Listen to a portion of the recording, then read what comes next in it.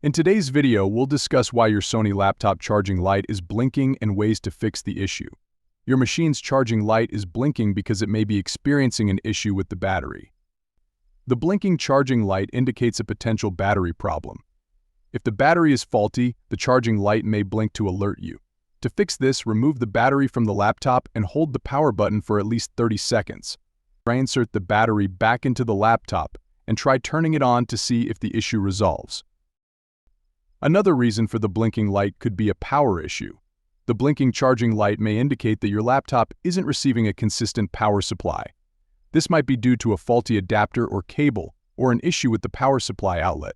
To address this, examine the charger to ensure it's securely plugged into the laptop and the power source. Inspect the charger adapter and cables for any visible damage and replace them if necessary.